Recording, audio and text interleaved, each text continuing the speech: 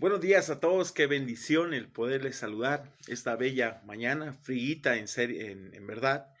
Esperemos en el Señor que se encuentren bien, disfrutando de las bendiciones y la gracia de Dios cada día. Esta mañana, hermanos, meditaremos en los pasajes que siempre han llamado mi atención y es una porción del Evangelio de San Marcos, capítulo 2, de los versículos del 1 al 12. En esta porción nos narra la sanidad de un paralítico, pero es interesante que este hombre fue llevado por cuatro amigos, los cuales mostraron un interés genuino hacia este pobre hombre para que recibiera la sanidad, no tanto solamente, la sanidad física, pero también la sanidad de su alma en ese momento. Y el tema de este devocional se llama Los cuatro amigos traen a Jesús a un paralítico. Es un tema interesante, usted se va a dar cuenta de muchas cosas que podemos aprender de estos versículos y sobre todo la forma en que mucha gente tiene esa pasión para compartir a Cristo y que no importa las cosas que tenga que hacer en el buen sentido, con tal de que la gente llegue al conocimiento del Señor. En los versículos anteriores, mire, Jesús sanó a un leproso, ¿sí? Un leproso que se presenta ante él y le dice, Señor, si quieres, puedes limpiarme. Y el Señor le dice, quiero. Y lo limpia de todo eso, ¿sí? Pero este leproso no pudo aguantar en ese momento, fíjese, y Jesús le dio una orden, por favor, no comuniques a nadie lo que he hecho. Sin embargo, este leproso no lo aguantó, ¿sí? Y empezó a dar las buenas noticias que Jesús había obrado en su vida, de tal manera que Jesús ya no podía entrar abiertamente en la ciudad. La gente lo estaba buscando constantemente por esta situación. Y créanme que no es un acto de desobediencia, pero más que nada yo lo veo como un acto de gratitud. ¿Cómo voy a callar aquellas cosas que este hombre hizo en mi vida y transformó mi vida en cuestión de segundos, en el caso del leproso? Así que se mantuvo Jesús unos días tranquilo, pero como todo, su ministerio no podía detenerse. Así que veamos los versículos del 1 al 12, por favor, de Marcos capítulo 2. Versículo 1 al 2, por favor. Dice, entró Jesús otra vez en Capernaum, después de algunos días, y se oyó que estaba en casa. Versículos anteriores nos hablan en el capítulo 1 que estaba en la casa de Pedro. Versículo 2, inmediatamente dice, se juntaron muchos, de manera que ya no cabían ni aún a la puerta, y les predicaba Jesús la palabra. Mire, después de algunos días, a esto se refieren que Jesús regresó de Capernaum, se propagó la noticia de que estaba en casa, probablemente la casa de Pedro. Conforme a la libertad de las costumbres, hermanos judías, muchos que no habían sido invitados se apiñonaron en la casa y alrededor de la puerta, de modo que no se podía entrar. Jesús les predicaba en ese momento la palabra de Dios. Pero pongamos atención en los versículos 3 y 4, por favor. Entonces vinieron a él, dice, unos trayendo un paralítico que era cargado por cuatro. Es interesante lo que vamos a ver aquí en otros versículos, donde estos hombres muestran la fe plena. Este hombre simplemente fue tomado, pero estos hombres tenían fe que Jesús podía hacer algo con ellos. Versículo 4, y como no podían acercarse a él a causa de la multitud, descubrieron el techo, dice, de donde estaba, y haciendo una abertura, bajaron el lecho en que yacía el paralítico. Cuatro hombres, hermanos, trajeron a un paralítico, hombre paralizado por completo, sobre un lecho, una camilla, esperando acercarse a Jesús, pero no podían a causa de la multitud. Estaba llena la casa, no podían entrar. Al igual que muchas viviendas palestinas aquí, esta casa probablemente tenía gradas fuera que guiaban a un techo plano. Así que los hombres subieron al techo, después de que descubrieron el techo construido con una combinación de paja, barro, tejas y varas delgadas, haciendo una abertura donde estaba Jesús, bajaron al paralítico delante del Señor. Probablemente usando cuerdas de pescar, recordemos que Pedro era pescador. Mire, esto me recuerda, hermanos, de verdad trajo esto a mi memoria, que cuando usted conoce el Evangelio, las buenas nuevas de salvación, usted hará hasta lo imposible para que otras personas conozcan la verdad de Dios, la cual lo liberó a usted. Si nos damos cuenta, esto implicó en cierta forma destruir la propiedad de Pedro, pero ellos estaban dispuestos a todo, con tal de que este hombre conociera no solo la sanidad física, sino también la sanidad de su alma al Jesús perdonar sus pecados. Ahora la pregunta es, ¿qué tanta pasión tiene usted de llevar el Evangelio a los demás, no importando aquí, hermanos, los sacrificios que tenga que hacer? Esto es importante. No es el hecho de que usted nomás sea salvo, también es necesario compartir de esa salvación que Dios le ha dado. Veamos el versículo 5. Jesús notó algo en ellos que hace falta mucho hoy en día en la gente, hermanos: la fe. Versículo 5, por favor. Fíjese lo que dice. Al ver Jesús la fe de ellos, no del paralítico, la fe de estos 4 hombres, dijo al paralítico: hijo, tus pecados te son perdonados. Esto trajo una bomba tremenda entre los escribas y fariseos que estaban ahí también, en la casa de Pedro. Jesús vio el esfuerzo, mano y determinación de los 4 hombres como una evidencia visible de la fe de ellos en su poder para sanar a este hombre. Él no los reprendió por interrumpir su enseñanza, sino que de forma inesperada dijo al paralítico: hijo, un término afectivo aquí, tus pecados te son perdonados. En el Antiguo Testamento, la enfermedad y la muerte se veían como consecuencia de la condición pecaminosa del hombre, y la sanidad se basaba en el perdón de Dios. Esto no significa que haya un pecado correspondiente para cada caso de enfermedad, no es así, hermanos. Dios es soberano y a veces solamente Él sabe por qué suceden las cosas. Jesús simplemente mostró que la condición física del hombre tenía una causa espiritual básica. Versículos 6 y 7, por favor. Dice: estaban allí sentados algunos de los escribas, los cuales cavilaban en sus corazones. La religiosidad puesta siempre aquí, ¿no? Versículo 7. Y Jesús, fíjese lo que dice. ¿Por qué? Estos hombres dijeron: ¿por qué habla este así? Blasfemias dice. ¿Quién puede perdonar pecados sino solo Dios? Esto les causó mucho ruido. Miren, los escribas que estaban presentes se ofendieron por la declaración velada de Jesús. Solo Dios puede perdonar pecados. En el Antiguo Testamento, el perdón de pecados nunca se atribuyó al Mesías. Los escribas consideraban que la forma de hablar de es decir, de Jesús, esta frase contiene un tono de desprecio hacia él en esa forma, de tanta religiosidad que tenían. Era una afrenta al poder y la autoridad del Altísimo, una blasfemia contra Dios, una ofensa que sería y sobre todo merecía la pena de muerte por lapidación. De hecho, tal acusación llegó a ser la base de su juicio formal más adelante, porque decían: se hizo hijo de Dios. Era el hijo de Dios y es el hijo de Dios, claro que sí. Versículos 8 y 9, por favor. Y conociendo luego Jesús en su espíritu que cavilaban. Recordemos que también Jesús era omnisciente, conocía los pensamientos, es Dios mismo, que cavilaban de esta manera. Dentro de sí mismo le dijo: ¿por qué caviláis así en vuestros corazones? Y mira la pregunta que les hace, la cual más es como ponerle más chile a la herida o limón a la herida. Le dice Jesús: ¿qué es más fácil decirle al paralítico? ¿tus pecados te son perdonados? O decirle: levántate, toma tu lecho y anda.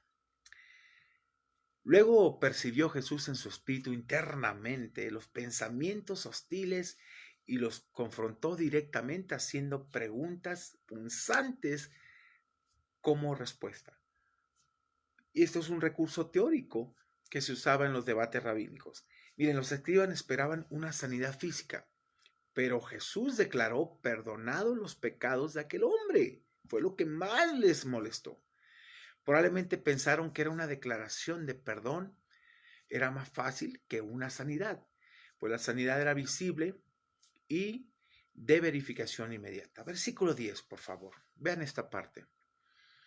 Pues para que sepáis, dice, que el Hijo del Hombre tiene potestad en la tierra para perdonar pecados, dijo al paralítico. Este versículo presenta un problema de interpretación debido al brusco cambio de la persona a quien Jesús se dirige a la mitad del versículo. Parece que le estaba hablando a los escribas, ahí en el 10a, pero hay una ruptura abrupta en el versículo después de que Jesús se dirige al paralítico. Otro problema a la luz del énfasis total de Marcos es el uso público del título Hijo del Hombre por parte de Jesús en presencia de oyentes incrédulos tan temprano en su ministerio. A excepción, hermanos, del 2:10 y 28, el versículo 28, este título no aparece en el relato de Marcos hasta después de la confesión de Pedro, ahí en el 8:29, ¿sí? Después de esa ocasión aparece 12 veces y es crucial para la automanifestación de Jesús a sus discípulos. A la luz de estas dificultades del versículo 2:10a, probablemente un comentario parentético y editorial de Marcos. Tal vez lo insertó en la narración para explicar la importancia de este evento para sus lectores, que Jesús como el Hijo del Hombre resucitado tenía potestad, el derecho y el poder en la tierra para perdonar pecados, algo que los escribas no podían entender cabalmente. Solo en este pasaje de los evangelios se atribuye el perdón de los pecados al Hijo del Hombre. Este punto de vista contribuye a la unidad literaria del pasaje realmente. Se declara el perdón ahí en el 2:5, es cuestionado en los versículos del 6 al 9, es validado en el versículo 11 y es reconocido en el versículo 12. Así que las palabras iniciales del versículo 10, pues para que sepáis, podrían traducirse entonces así. Ahora bien, vosotros, los lectores de Marcos, deberíais saber ¿sí? Que él tenía la autoridad de perdonar pecados. Y aquí la última cláusula marca el fin del comentario de Marcos y vuelve al incidente mismo. Y veamos por último los versículos 11 y 12. Pues para que sepáis que el Hijo del Hombre tiene potestad para perdonar pecados, fíjense lo que dice. A ti te digo directamente al paralítico, levántate, toma tu lecho y vete a tu casa. Versículo 12. Entonces él se levantó enseguida, tomando su lecho, salió delante de todos, de manera que todos glorificaron a Dios, diciendo, nunca hemos visto tal cosa. Era visible para ellos y era algo en verdad muy, muy real de lo que estaba pasando. Jesús mandó al paralítico que se levantara, una prueba de su fe, tomara su lecho y se fuera a su casa. Demandaba una obediencia a esto, hermano. Aquel hombre fue capacitado para hacer esto enseguida con el poder de Dios, inclusive de los que criticaban a Jesús. Se dieron cuenta de esto.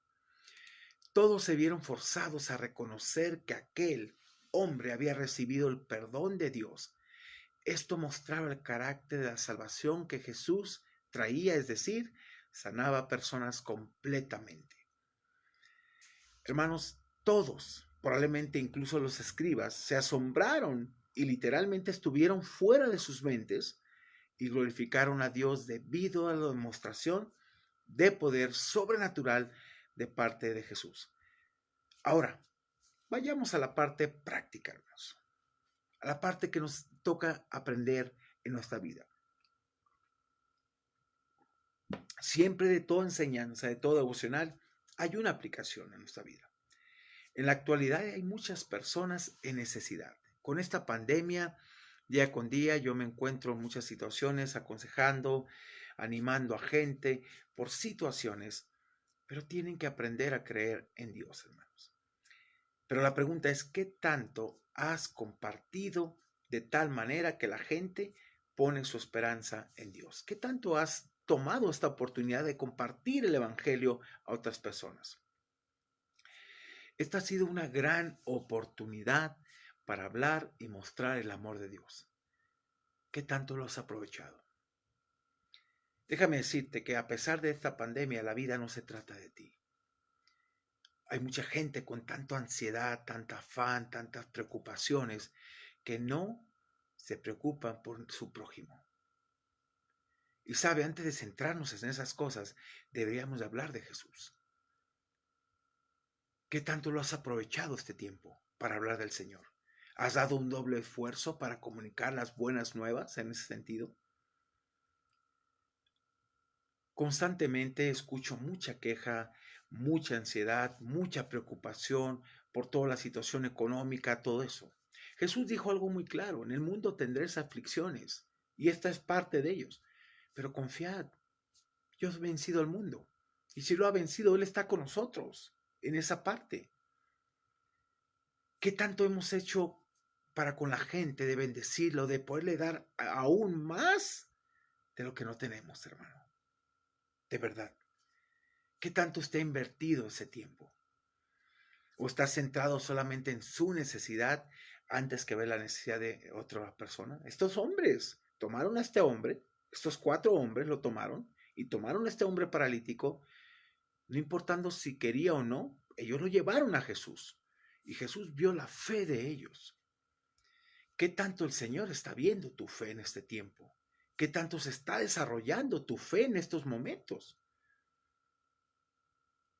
Para mí es un privilegio y una bendición el orar por usted, por sus necesidades, por sus problemas, por lo que esté pasando. Pero hermanos, tiene que llegar a un punto en que usted tiene que confiar en Dios y accionar y empezar a aplicar lo que Dios pide para su vida.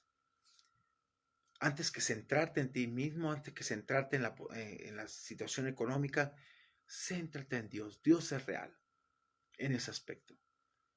Esa parte me ha ayudado mucho a mí como pastor. Entender que Dios siempre está de mi lado y siempre va a estar ahí para bendecirnos. Nosotros tenemos solamente que confiar y obedecer a lo que nos pide. Así que yo invito a eso, a que aproveches tu tiempo y hables. Y a pesar de que veas todas las circunstancias que se estén llenando, llega un momento en que haz a un lado las circunstancias, ve al Dios de las circunstancias y empieza a hablar de su poder. Porque, ¿sabe? Lo minimizamos nosotros cuando empezamos a ver más grandes nuestros problemas que el poder de Dios. Tenemos que hablar de ese gran poder que Dios muestra en nuestras vidas y lo que ha hecho. Así que te invito a que aproveches cada día tu tiempo para hablar de Cristo y no te centres en ti mismo. Aquí es donde está la clave para muchos de nosotros. Esta vida cristiana no se trata de ti, se trata de Dios. Entonces Dios va a trabajar en la forma que Él quiere para formar nuestro carácter en nosotros y sobre todo mostrarnos que Dios es real. Dios muestra que el carácter de Él tiene que ser forjado en nosotros. Así que le invito a que confíe cada día más y más en Dios y que Dios le bendiga y muestre usted el amor de Dios en medio de todas estas crisis que estamos pasando. Ok, le invito a orar y sobre todo, céntrese en Dios. Padre, gracias te damos por este tiempo tan especial que hemos pasado compartiendo tu palabra, sabiendo, Señor, que tú estás con nosotros. Mañana veremos un tema también interesante en el cual tú nos llevas, Señor, a confiar plenamente y sobre todo no dejarnos inundar por todas las circunstancias, por todo lo que está pasando, sino que confiemos plenamente en ti, porque toda esta vida se trata de ti. Señor, gracias por las bendiciones que recibimos. Gracias porque cada día no nos dejas, estás ahí. Yo te pido que bendigas la vida de mis hermanos, si están pasando por situaciones. Padre, que esa pasión de compartir tu palabra nunca pase en sus vidas, al contrario, que ante cualquier circunstancia que les impida empezar a hablar, que se centren en ti, pongan su vista en las cosas de arriba, donde está Cristo sentado y no en las de la tierra. Así que, Señor, gracias te damos por este tiempo tan especial que hemos pasado y seguiremos pasando, reconociendo que tú eres nuestro Dios. Bendito seas en el nombre de Jesús. Amén y amén. Hermanos, rápidamente unos anuncios. Recuerde que este 17 de julio Tendremos una conferencia vía Zoom para varones con el tema Hombres fuertes en tiempos difíciles. Necesitamos hoy hombres con carácter, guiados por Dios, que sean fuertes y muestren el poder de Dios y su carácter en estos tiempos. Tanto en matrimonios como liderazgo, como en todo, necesitamos esto. Bueno, nuestro orador invitado será el pastor Brian Tichout, un gran hombre de Dios. Informes e inscripciones a los teléfonos 22 23 81 11 73 y 22 12 07 97 95. También estás invitado este miércoles, el día de hoy a las 8, a nuestro servicio de oración. Ven y comparte con nosotros un tiempo muy especial de comunión con Dios. La oración no es para torcerle, escúcheme esto que hemos aprendido, el brazo a Dios, sino para estar conectados con Él y estar dependiendo de su soberana voluntad sobre nuestras vidas. Así que le invitamos a este tiempo de comunión, de peticiones, agradecimientos a Dios. Pide el link a los mismos teléfonos. También este jueves te invitamos a nuestro grupo GPA de matrimonios con la lección complementarse mutuamente. Vamos a aprender esto, cómo se logra en la pareja. Pide el link a los mismos teléfonos. Va a ser de mucha bendición lo que estamos llevando de este material. Y te invitamos este domingo a escuchar la serie La buena voluntad de Dios, lo mejor de Dios para tu vida. Y en particular veremos el tema Quiero una carrera que me llene y una vida de plena satisfacción. Pero vamos a ver cómo se logra esto, cómo podemos lograrlo, ¿ok? Así que pide el link a los mismos teléfonos. Muchas gracias, hermano. Nos vemos mañana con un devocional más para nuestra alma. Y yo quiero animarte este tiempo como pastor. De verdad que Dios nos ha llevado a un plano pleno de confianza y sobre todo saber que Él está con nosotros y en Él estamos seguros grandemente. En Él. No veas las circunstancias, no seas como el pueblo de Israel.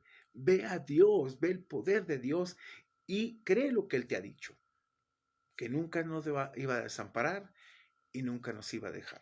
¿Ok? Entonces, veamos las cosas desde la perspectiva de la escritura. Que Dios te bendiga. Nos vemos el día de mañana y un placer de verdad estar con ustedes. Hoy fue un poquito más tarde, tuvimos unas cosas que hacer, pero mañana igual va a ser las 8 de la mañana, primeramente Dios, y el viernes. Que Dios te bendiga, te guarde y confía en Él. Hasta mañana.